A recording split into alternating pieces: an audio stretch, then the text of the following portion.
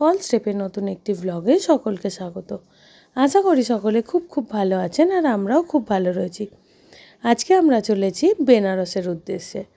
কলকাতা থেকে বেনারস কিভাবে যাবেন, কোন কোন ট্রেন যায়, কোন ট্রেনের কতটা ফেয়ার, কোন কোন স্টেশনের উপরে দিয়ে যায়, কোন স্টেশনে কতক্ষণ হল্ট দেয়, বেনারস পৌঁছানোর পর আপনারা কোথায় থাকবেন, কিভাবে গদুলিয়া চক বা দশাশ্রমের ঘাট পর্যন্ত যাবেন, কোথায় গিয়ে থাকলে আপনাদের সুবিধা হবে, সবটাই রয়েছে আজকের এই ভিডিওতে।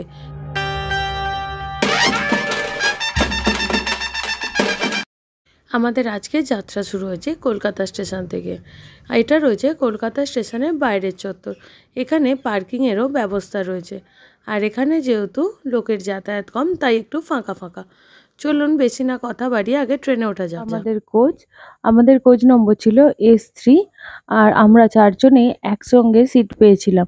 প্রথমে আমাদের RAC সিট ছিল, যেটা পরে কনফার্ম হয়ে গিয়েছিল। আজকে আমরা যাত্রা করছি 13151 কলকাতা জম্মু তাওয়াই এক্সপ্রেসে। জম্মু তাওয়াই এক্সপ্রেস ছাড়াও আরও বেশ কিছু ট্রেন বেনারস পর্যন্ত যায়, যেমন রয়েছে দুর্গিয়ানা এক্সপ্রেস, উপাসনা এক্সপ্রেস, বিভূতি এক্সপ্রেস, এছাড়াও দুন এক্সপ্রেস, হিমগিরি এক্সপ্রেস, এছাড়াও রয়েছে আরও বেশ কিছু ট্রেন। তবে সময়ের অনুপাতে দেখতে গেলে বিভূতি এক্সপ্রেস সবথেকে ভালো, যেটা সন্ধ্যে 7টায় ছেড়ে সকাল 9:50 আপনাদের পৌঁছে দেবে বেনারস। আমরা গিয়েছিলাম জম্মু তাওয়াই এক্সপ্রেসে, যেটা আমাদের রাত 2:40 নাগাদ বেনারস পৌঁছে দিয়েছিল। কোন ট্রেন কোথা থেকে ছাড়ে এবং তাদের সময়সূচি আমি স্ক্রিনে দিয়ে দেব আপনাদের, যাতে বুঝতে সুবিধা হয়। আমাদের ট্রেন এখন কলকাতা স্টেশন থেকে টাইমে ছেড়ে এসে দাঁড়িয়েছে দক্ষিণেশ্বর স্টেশনে, মানে এটাই রয়েছে আমাদের প্রথম স্টপেজ। এরপর আমাদের ট্রেন কামারকুণ্ডু, বর্ধমান, রানীগঞ্জ একে একে সব স্টেশন ফেলে রেখে পৌঁছে যাবে তার গন্তব্যের উদ্দেশ্যে। এবার জেনে নেওয়া যাক এই ট্রেনগুলির ফেয়ার কত এবং ট্রেনগুলির কোচ পজিশন। কলকাতা জম্মু তাওয়াই এক্সপ্রেসের স্লিপার কোচের ভাড়া 375 টাকা, 3 ইকোনমির ভাড়া 930 টাকা, 3 এসির ভাড়া 1010 টাকা এবং সেকেন্ড এসির ভাড়া 1440 টাকা এবং ফার্স্ট এসির ভাড়া মোটামুটি 2400 টাকার মতো। এবার তাহলে ট্রেনের পজিশনগুলো দেখে নেওয়া যাক। ট্রেনটিতে ইঞ্জিনের পরে পরপর দুটো জেনারেল কোচ, মানে প্রথম দিকে রয়েছে দুটো জেনারেল কোচ এবং শেষের দিকে রয়েছে দুটো জেনারেল কোচ। এছাড়াও প্রথম দিক থেকে পরপর 6টা রয়েছে স্লিপার কোচ, তারপরেই রয়েছে প্যান্ট্রি কার এবং তারপরে 3 ইকোনমি ক্লাস এবং পরপর 5টা রয়েছে সেকেন্ড ক্লাস আর একটা রয়েছে ফার্স্ট ক্লাস। আপনাদের সঙ্গে কথা বলতে বলতে আমাদের ট্রেন এসে এখন পৌঁছে গেল কামারডুবি স্টেশনে। আর কামারডুবি হলো আমাদের পশ্চিমবঙ্গের লাস্ট স্টেশন, মানে এই রুটের লাস্ট স্টেশন। এরপর থেকে শুরু হয়ে যাচ্ছে ঝাড়খণ্ড, আর এরপর থেকেই শুরু হয়ে যাচ্ছে দুদিকে ঘেরা সবুজ প্রান্তর আর মাথা উঁচু করে দাঁড়িয়ে থাকা পাহাড়। আর এরপরেই আমরা পৌঁছে যাব পরেশনাথ স্টেশনে। পরেশনাথ মন্দিরের যদি আপনারা ভিডিও দেখতে চান তাহলে অবশ্যই আমাকে কমেন্ট করে জানাবেন।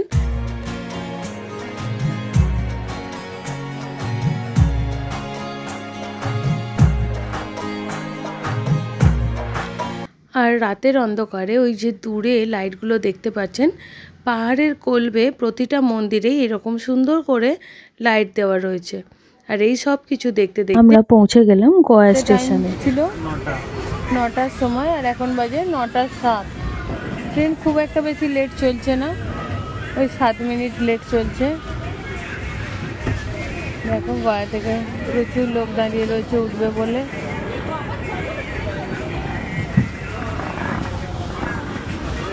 আর এতক্ষণ তো ট্রেনের বাইরের বিভিন্ন দৃশ্য দেখুন, এবার দেখুন ট্রেনের ভিতরের দৃশ্য। গয়া পেরোনো মাত্রই স্লিপার কোচে উঠে পড়েছে অনেক অজানা লোক, যাদের হয়তো জেনারেলের টিকিট রয়েছে। তারা জোর জবরদস্তি আপনার সিটে বসে পড়বে। তো এখন বাজে 2:33, আবারও বিফোর টাইমে ট্রেন বেনারস স্টেশনে ঢুকিয়ে দিয়েছে। আমাদের ট্রেন রাত 2:33 পৌঁছে গিয়েছিল বেনারস স্টেশনে। তবে আপনাদের দেখে মনে হতেই পারে হঠাৎ কী করে সকাল হয়ে গেল। আসলে আমরা সোজা গিয়েছিলাম অযোধ্যা থেকে বেনারস এসেছিলাম। আপনাদের যাতে বুঝতে অসুবিধা না হয় সেই কারণে আমি কলকাতা থেকে বেনারস কিভাবে আসবেন তারই ভিডিওটা দিলাম। বেনারস স্টেশনের বাইরে এরকম প্রচুর অটো, টোটো এবং শেয়ার গাড়ি পেয়ে যাবেন। সেখান থেকে আপনারা নিজেদের পছন্দ মতো অটো কিংবা টোটো বুক করে নিতে পারেন। অটো বা টোটোতে ভাড়া পড়বে 100 টাকা, তবে ওনারা অনেকটা বেশি চায়, আপনারা একটু বার্গেনিং করে নেবেন। এছাড়াও স্টেশন চত্বরে অনেকেই গদুলিয়া চক যাওয়ার জন্য আপনাদের বলবে, তবে আমি বলবো স্টেশন থেকে বেরিয়ে এসে যদি স্ট্যান্ড থেকে আপনারা অটো কিংবা টোটো ধরেন তাহলে অনেকটাই কম টাকায় আপনারা পৌঁছে যেতে পারবেন গদুলিয়া চক। আর বেনারস স্টেশন থেকে গদুলিয়া চক পর্যন্ত দূরত্ব 20 থেকে 25 মিনিটের। আমরা এখন টোটোতে উঠে বসেছি। এখান থেকে আমাদের 4 জনের ভাড়া পড়েছিল 100 টাকা। 100 টাকার বিনিময়ে আমরা মাত্র 20 থেকে 25 মিনিটে পৌঁছে গিয়েছিলাম গদুলিয়া চক। অনেকেই বলতে পারে মন্দির পর্যন্ত নিয়ে যাব, তবে গদুলিয়া চক ছাড়া কিন্তু আর যেতে দেওয়া হয় না। আর এখন আমরা এসে পড়েছি গদুলিয়া চকের কাছাকাছি। এখানে দুদিকে সারি দিয়ে রয়েছে অনেক হোটেল, এছাড়াও রয়েছে বেশ কিছু ধর্মশালা। সামনে যে গ্রিন কালারের বোর্ডটা দেখতে পাচ্ছেন ওটাই রয়েছে গদুলিয়া চকের মোড়। এই গদুলিয়া চকের আশেপাশে আপনারা বেশ বাজেট ফ্রেন্ডলি হোটেল পেয়ে যাবেন, তবে আমি বলবো নির্দিষ্ট কোনো হোটেলে না গিয়ে অনেকগুলো হোটেলকে একটু ঘুরে দেখুন। আপনার বাজেট অনুযায়ী অনেক হোটেল এখানে পেয়ে যাবেন। এছাড়াও এরকম প্রচুর ধর্মশালাও এখানে পেয়ে যাবেন।